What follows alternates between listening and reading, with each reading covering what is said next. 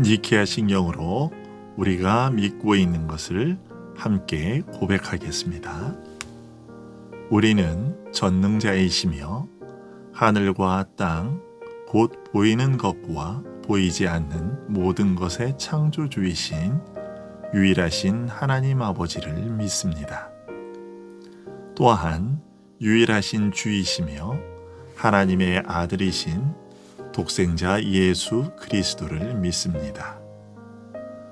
그는 성부에게서 만세 전에 태어나셨고 빛에서 나온 빛, 참된 하나님에게서 나온 참된 하나님이시며 출생하셨으나 창조되지는 않으셨고 성부와 동일 본질이시며 그를 통해 만물이 지은 바 되었으니 그는 우리 인간을 위하여 우리의 구원을 위하여 하늘로부터 내려오셔서 성령으로 말미암아 동정녀 마리아를 통해 육신을 입으시고 인간이 되셨으며 우리를 위하여 본디오 빌라도에게 십자가에 못 박히시고 고난을 당하시고 장사되셨으며 성경대로 사흘 만에 다시 살아나사 하늘에 오르셨고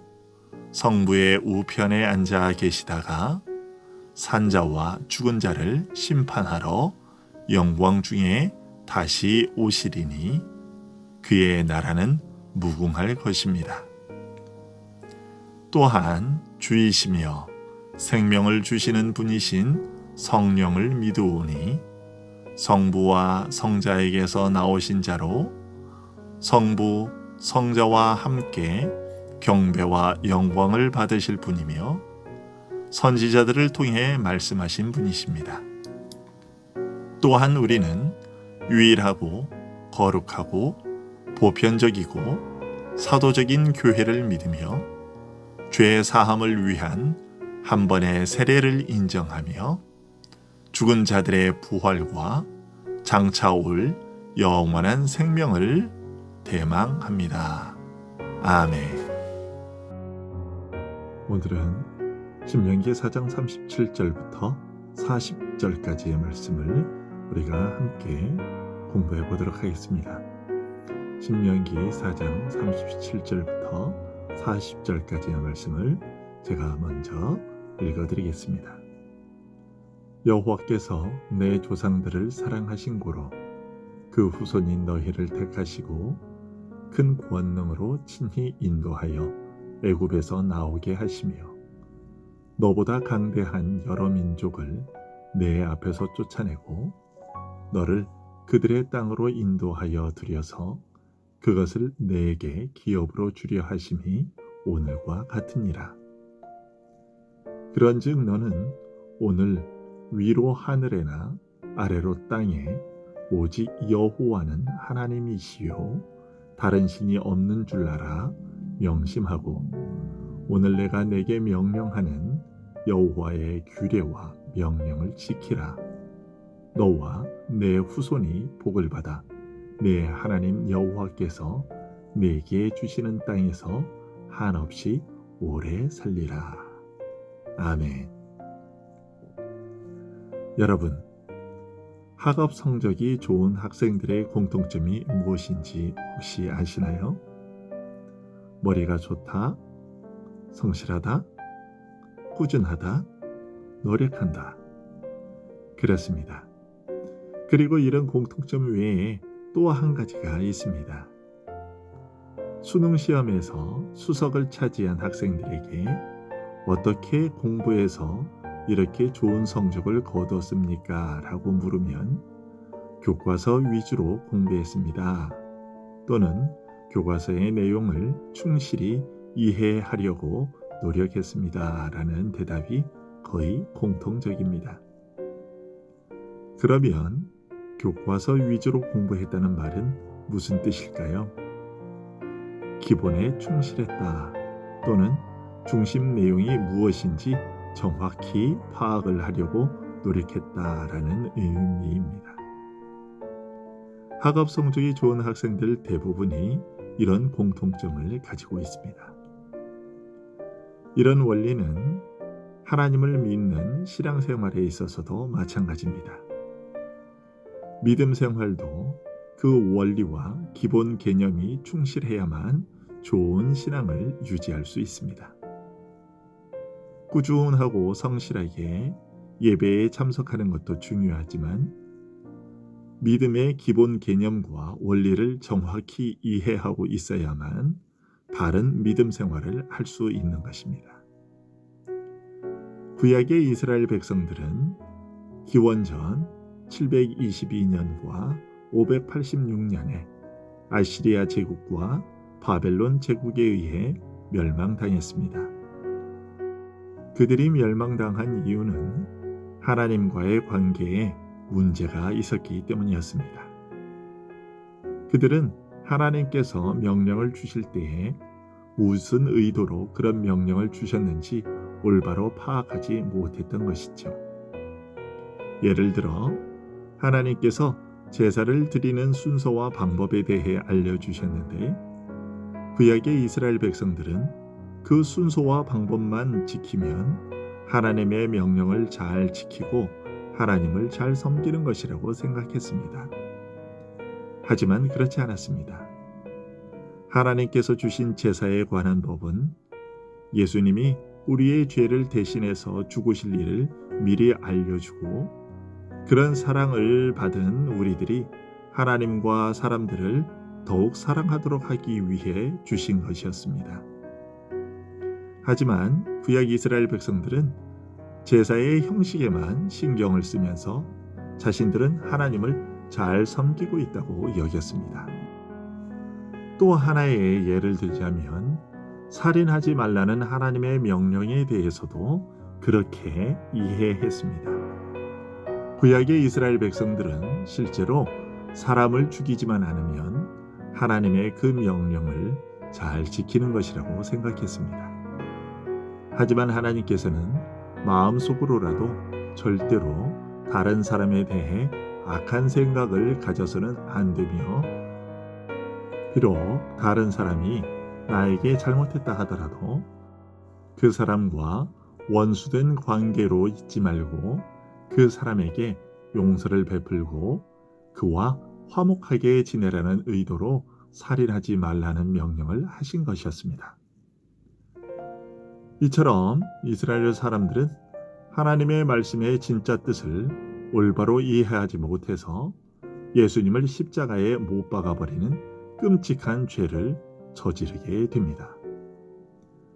여러분, 이처럼 우리가 하나님을 바로 섬기기 위해서는 하나님께서 하시는 말씀들의 진짜 뜻을 아는 것이 중요합니다. 그러면 하나님께서 예수님을 이 땅에 보내주신 이유는 무엇일까요? 우리를 죄에서 구원하시기 위해서일까요? 그렇습니다. 하지만 그것이 끝이 아닙니다.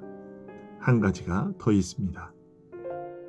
하나님께서는 왜 우리를 대신하여 예수님을 십자가에 못 박히게 하시면서까지 죄인인 우리를 구원해 주시는 것일까요? 우리를 사랑하셔서 그럴까요? 우리를 불쌍히 여기셔서 그런 것일까요? 네, 다 맞습니다. 하지만 그것은 원인이지 목적은 아닙니다. 하나님께서 여러분을 구원하신 목적은 여러분의 일생 동안 하나님을 섬기도록 하기 위해서입니다. 이것을 소요리 문답과 대요리 문답은 이런 말로 설명해 주고 있습니다. 사람의 제일 된 목적은 무엇입니까? 하나님을 영화롭게 하며 영원토록 그를 즐거워하는 것입니다. 이것이 오늘 우리가 읽은 성경 말씀의 뜻입니다.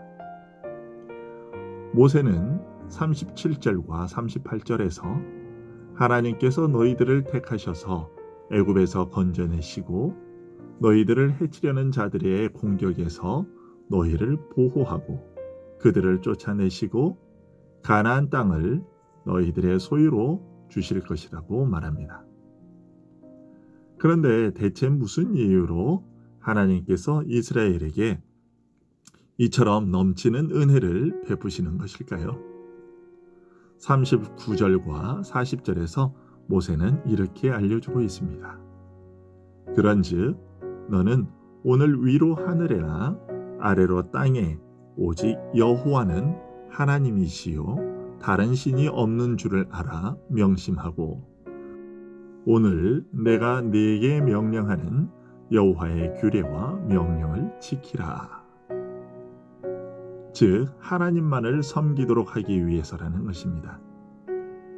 하나님의 말씀에 순종하는 삶으로 거룩하신 하나님을 높이고 찬양하며 섬기도록 하기 위해서 이스라엘을 구원해 주시고 적들로부터 안전하게 보호해 주신다는 것입니다. 이것이 하나님의 약속입니다. 여러분, 이번 주 금요일은 성탄절입니다. 성탄절에 사람들은 밤늦게까지 술을 마시고 놀러 다닙니다. 하지만 성탄절은 그런 날이 아닙니다. 하나님께 죄를 지어 영원한 심판을 받아 영원한 형벌을 받아야 하는 우리를 살리시고 하나님을 섬기는 복을 주시기 위해 예수님을 이 땅에 보내주셨는데 그것을 기억하고 감사하기 위해 특별히 한 날을 정한 것입니다. 하지만 실제로 예수님이 태어나신 날은 아닙니다. 그렇기 때문에 우리는 12월 25일을 특별한 날로 생각하지 말아야 하고 매일매일을 성탄절을 지키려는 마음을 가지고 하나님을 섬겨야 합니다. 즉 예수님을 통해서 우리의 죄를 용서해 주시고 영원한 생명을 선물로 주신 하나님의 은혜를 생각하며 하나님의 명령을 따라 살기 위해 노력해야 합니다. 이것이 하나님께서 우리에게 요구하시는 것이고 믿음을 따라 사는 것입니다. 우리 모두가 이런 사람들이 되도록 노력해야겠습니다. 함께 기도하겠습니다. 하나님 아버지, 오늘 우리에게 하나님의 말씀을 들려주셔서 감사합니다. 오늘 하나님께서 하나님이 명령하시는 모든 명령을 우리로 잘 지키라고 명령하셨다는 것을 우리가 보았습니다. 하나님께서 우리를 구원해 주신 것은 우리가 하나님의 명령을 따르며 하나님을 섬기는 삶을 살 수 있도록 해주시기 위해서인 것을 우리가 배웠습니다. 이제 이것을 잘 기억하고 하나님의 명령을 따라서 살려고 노력하는 우리들이 될 수 있도록, 그래서 정말 하나님을 기쁘시게 잘 섬기는 우리들이 될 수 있도록 도와주세요. 예수님 이름으로 기도합니다. 아멘.